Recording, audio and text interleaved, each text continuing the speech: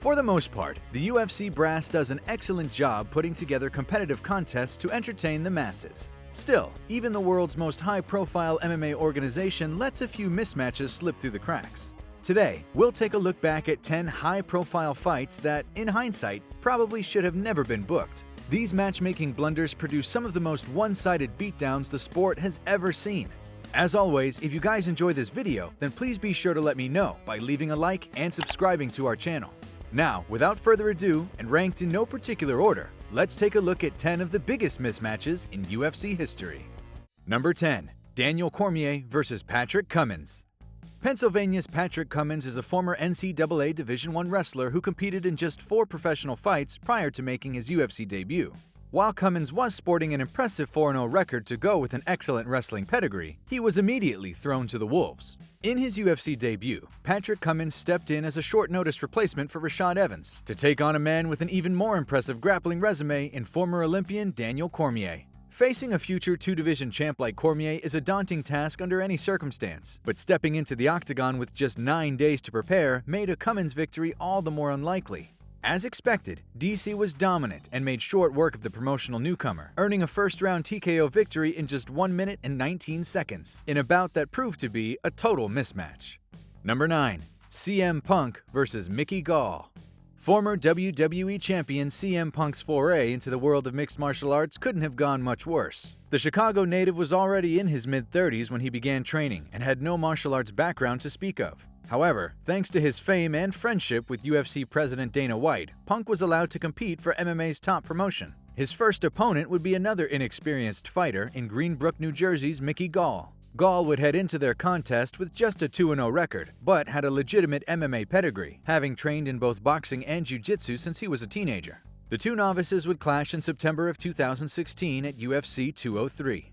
Almost as soon as the bout began, the skill gap between the fighters became apparent.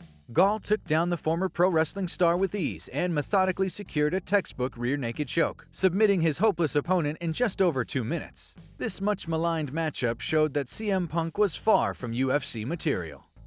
Number 8. Randy Couture vs. James Toney. James Lights Out Toney was one of the toughest boxers to ever step in the ring. The former IBF champion competed in 92 professional boxing matches and never lost a contest via stoppage. However, the same can't be said for his short-lived MMA career. In 2010, Toney decided to try his hand in mixed martial arts and was matched up with an all-time great in his UFC debut. The boxing legend would take on 6-time UFC champion and Hall of Famer Randy the Natural Couture. However, when the two met at UFC 118, Toney looked like a fish out of water. The MMA newbie was taken down almost immediately and had no answer for Couture's elite-level wrestling. At the 3-minute and 19-second mark of the very first round, the Natural managed to end the contest with an arm triangle. Putting Toney in the octagon with the most decorated fighter in the sport was borderline cruel on the part of the UFC matchmakers. Number 7. Jon Jones vs. Chael Sonnen. Despite coming off a loss to Anderson Silva in his most recent appearance, Chael Sonnen's reputation for promoting fights helped him earn a shot at Jon Jones's light heavyweight title.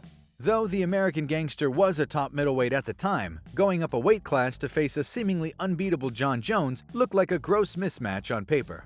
Of course, the fight pretty much went as expected, with the light heavyweight king running through the trash-talking wrestler out of Oregon. Jones would land a series of big shots in the opening round that ultimately led to a TKO victory. Interestingly enough, Jones severely injured his toe during the bout and likely wouldn't have been allowed to continue if the fight went past the first round. Though he would suffer a one-sided loss at UFC 159, Chael Sonnen came ever so close to becoming a champion that night.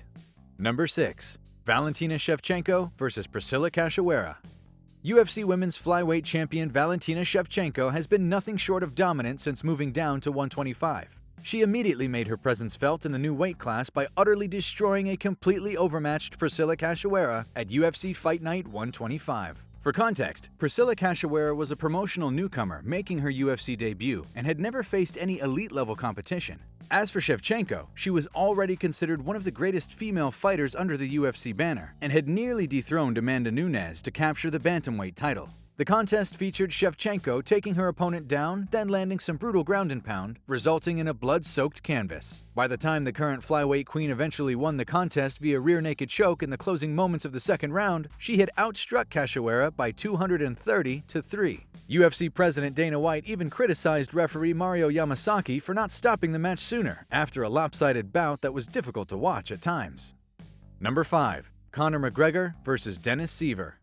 German kickboxer Dennis Siver had a respectable run in the UFC that saw him earn several post-fight bonus awards. That said, when the promotion picked the featherweight vet to face a rising star by the name of Conor McGregor at UFC Fight Night 59, it was expected to be a showcase fight for the Irishman. At the time, McGregor was riding a 12-fight win streak and was undefeated in the UFC, while Dennis Siver had only won 3 of his last 6 bouts. Though it seldom does in MMA, this particular bout played out exactly as designed.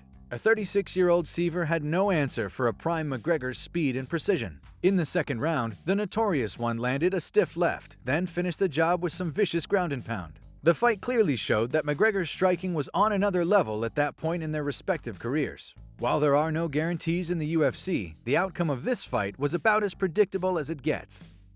Number 4. Matt Hughes vs. Royce Gracie.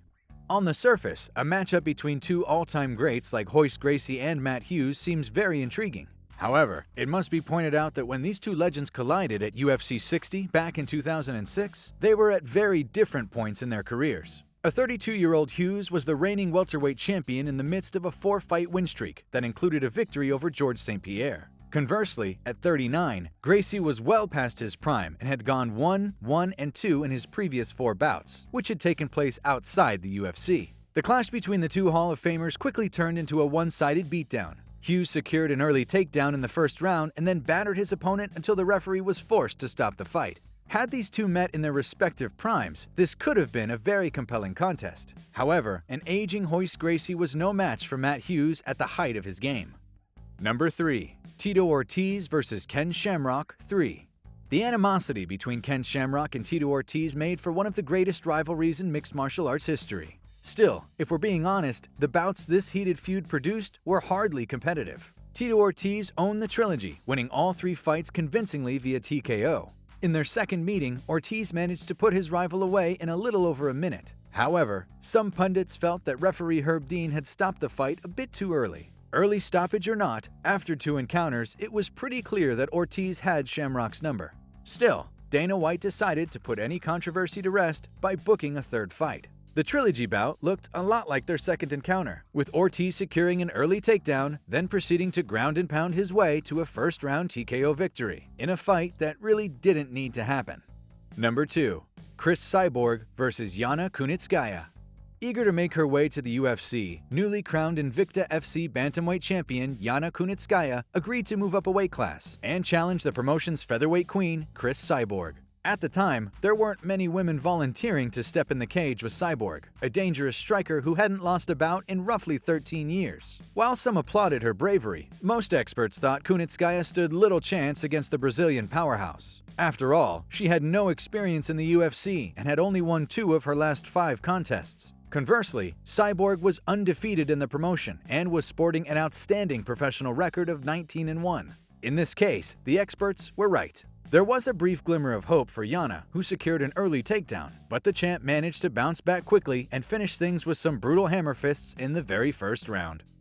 Number 1. Anderson Silva vs. Stephan Bonnar.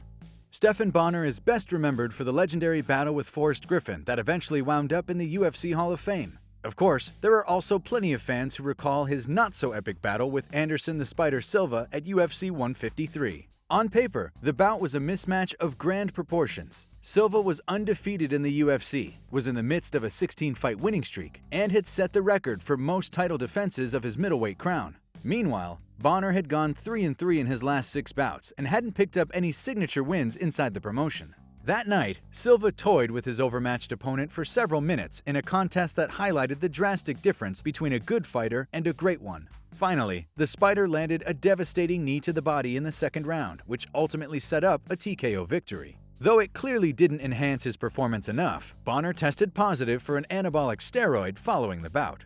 As always, if you guys enjoyed the video, please be sure to let me know by leaving a like and subscribing to our channel. Apart from that, thanks so much for watching, and we'll see you on the next one.